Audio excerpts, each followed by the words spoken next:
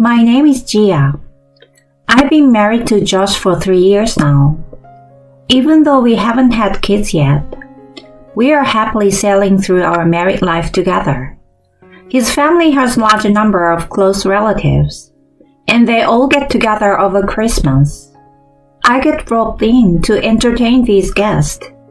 Josh being the eldest son, and I, as his wife, I'm supposed to assist his mother in preparations. It wouldn't be so bad if it were just that. The toughest part for me isn't Christmas, it's Thanksgiving. During the 4-day weekend, all the relatives gather at once and feast together. I have dreaded this holiday ever since I got married. It's not that I dislike having holiday parties. In fact, I enjoy them a lot. I don't mind cooking or making various preparations when relatives come over. It's the blatant mother-in-law's bullying that I can't stand. Right from the start, she viewed me as a woman who stole her precious son, an enemy. She's got this perception. When we went to visit her the day after our wedding, she straight up said to my face, "I don't acknowledge you as my family. Mark my words." Even I, someone who has thick skin, was stunned to say the least. I thought, wow, is she seriously that jealous of me? Since I understood I wasn't her cup of tea, I resolved to be as unobtrusive as possible. However, I remain an enemy no matter what I do to comply, and she's never pleased with me. When I follow her instructions in cooking, it's tasteless. If you can't even cook, you don't deserve to be the wife of my son. When I hang the laundry, you are doing it all wrong. Redo everything. When I clean the room, there's still dust over there. What are you, blind? Just like that, she criticizes every move I make. When I talk to Josh about it, he says, "Yeah, she's going a bit too far. Let me speak to her." He asked her to tone down her remarks about me, to which she weeps crocodile tears, saying, "I just want her to be a good wife." She tried to get his sympathy. I'm like, who would fall for fake tears like that? To my shock, Josh starts comforting her. "Mom, I'm sorry. I didn't mean to hurt you. I just want you guys to get along, you know." He nearly tears up himself. It's so pathetic that it makes me want to cry. When something like this happens, he calms up around her for a while. He even tells me, "Mom cares about you and is looking after you. Can't you meet her halfway?" It reaches a point where I can't take it anymore. I'm doing my absolute best, you know, but it seems no matter what I do, she isn't happy. So what can I do? I end up snapping at him, although it's not entirely his fault. He's been acting all nervous lately, trying to make things between Yolanda and me. That's been irritating me for some reason. When I raise my voice, he seems lost and just mutters, "Sorry." That's all he says. If he's sorry, he should do something about his mom. But it seems whenever she cries, he can't help but feel terrible. I get that he is kind, but he should have my back at all times. That's how I have been feeling all along. As my bad relationship with Yolanda continues, Thanksgiving arrives again. As usual, we were summoned to her place, and I'm getting ready with food and drinks for the impending crowd of relatives. Josh tries to help, but Yolanda holds him back, engaging him in a constant conversation to keep him from assisting me. Despite his troubled look, he can't ignore her and ends up chatting with her. After a while, The relatives start showing up one after another. I know most of their names, but there are a few unfamiliar faces. I signal Josh over and ask, "Who are they?" That's Mom's younger brother's family.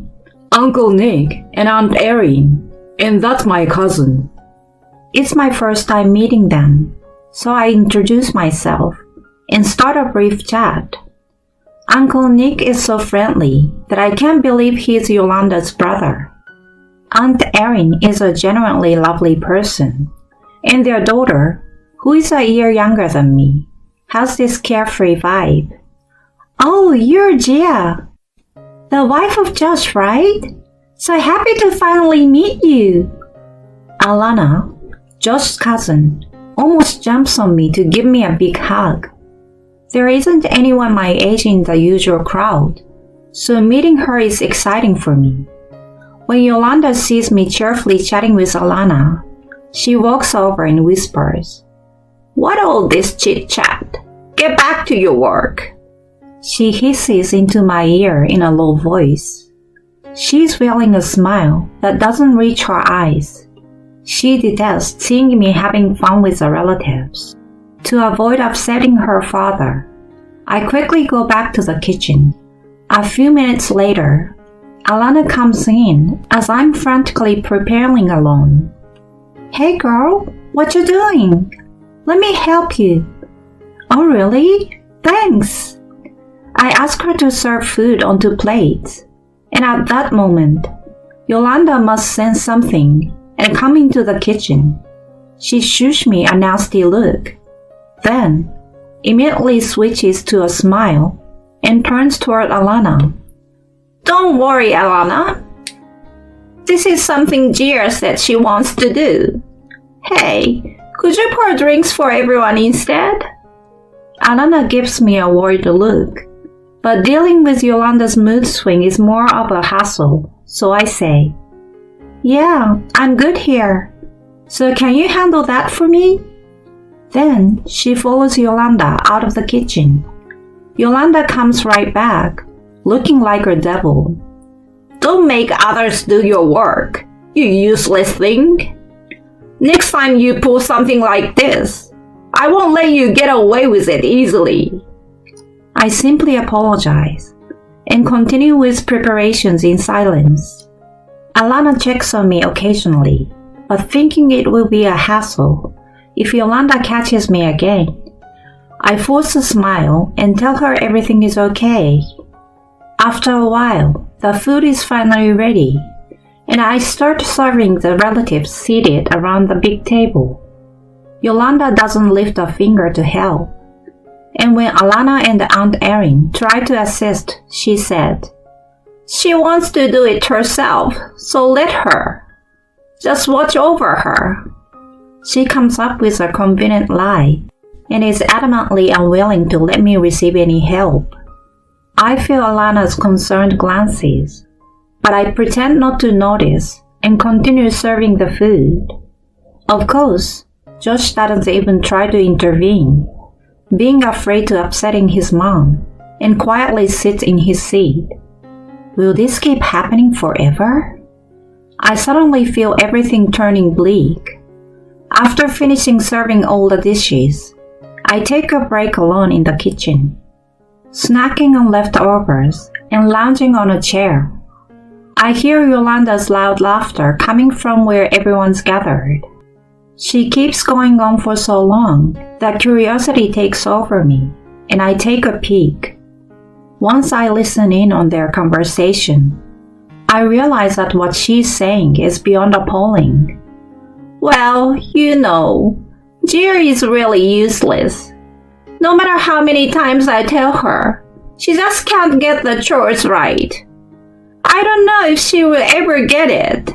It's ridiculous, you know." She cracks up after saying that. It turns out, the laughter I've been hearing is just her bad-mouthing me. I know she dislikes me, but I never imagined she'd make fun of me in front of relatives. Her voice is loud, so I'm pretty sure the entire room is aware of my faults now. I glance at Josh. who is awkwardly smiling and not saying a word despite being in a position to fight for me. Why is he smiling? I can't help blurting out. The person who should have my back is just sitting there, laughing awkwardly without a protest. I'm incredibly frustrated and feeling pathetic. Yolanda keeps spouting one bad thing after another about me. She can't even hang the laundry right, so I always have to redo it. Cleaning either. There are always some dirty spots left. In the end, it's double the work for me. See, the food is kinda meh, isn't it? She doesn't make an effort. Even though the relatives don't seem genuinely amused by the stories she is sharing, they're going along with the mood. They laugh and nod in agreement. I feel for you. They sip drinks while listening to her bad-mouthing me. I can't do this anymore. I feel all the anger I've been holding back surging up, realizing I can't take it anymore. As I step inside the room to say I'm leaving, a spoon suddenly flies toward Yolanda with tremendous force. Oh my God! She barely dodges it, but it flies right past her head at incredible speed. She can't seem to grasp the situation, and everyone else freezes too. I'm also confused as to who threw the spoon. Then, someone speaks up. You have been spouting nonsense all this time. Who are you to speak like that? I turn towards the voice. Alana. She still hasn't noticed me standing by the door. She glares at Yolanda and says, Do you even realize how much burden you're putting on Gia? Making dishes for this many people all by herself is insane. You don't even let me help her and say she wants to do it alone. I knew something was off from the start. Yolanda is clearly panicking and blurts out, It's true. She always does things on her own. Alana finally notices me in the room and asks, Is that true, Gia? Well, even though I was seething with anger moments ago, I can't find the right words to say in front of everyone. Seeing me struggle, she encourages me. It's okay, Gia. Tell us the truth. I try hard to hold back my tears as I look straight at her. I never said such things. Yolanda always nitpicks everything I do and verbally abuses me. Hearing that, she stands up, fuming. Don't you dare lie! You're basically a useless woman who can't do any housework in the first place. Alana grabs a wine glass and throws a drink at her face this time. What the? Drenched in wine, she doesn't immediately grasp what has happened. She's completely stunned and frozen in time. Alana opens her mouth again and says firmly, Seriously, get real. Can you even handle preparing all the food for everyone by yourself? Can you even cook dishes this good? Despite Yolanda constantly picking on me, she isn't particularly skilled in household chores herself. If she claims she can, Alana might immediately retort with, Then do it now. She must sense it too, so she keeps her mouth shut.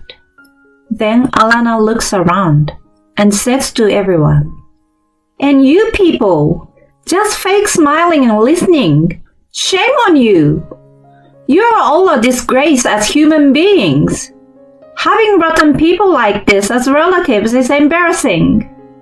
Even if they didn't truly agree with Yolanda, they were indeed going along with her. Everyone is quiet and looking down, seemingly feeling guilty.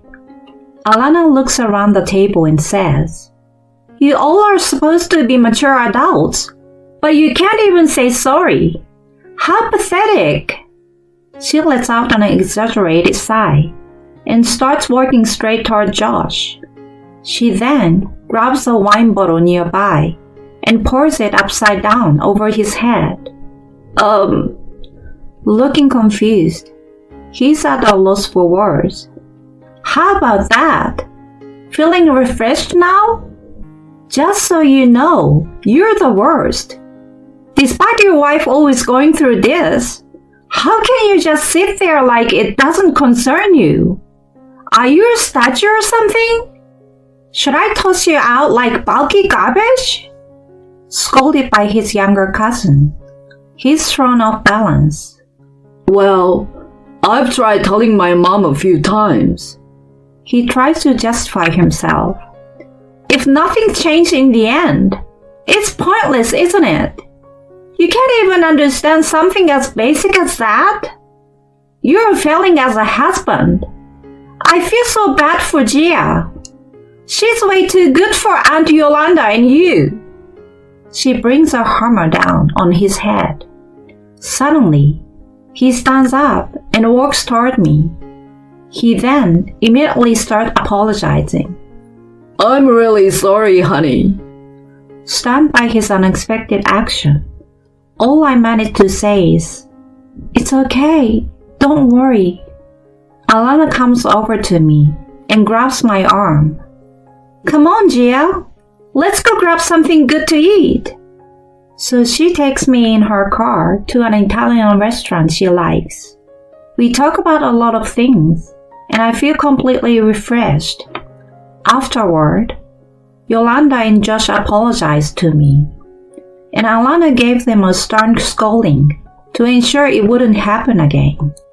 After the embarrassment in front of our relatives, I bet Yolanda won't pick on me anymore. Josh promised he wouldn't overlook it again, so this time, I will let it slide. If something like that even happens again in the future, well then, because of the incident, Alana and I are close friends now. We vent on each other and enjoy going out and shopping together. I'm truly grateful to her. My current position and environment is all thanks to her, you know. Since that incident, Yolanda stopped giving me a hard time and even started helping with cooking. I've reduced my visit to her place and kept a balanced relationship. I hope we can maintain this moderate distance and continue our good relationship for a long time.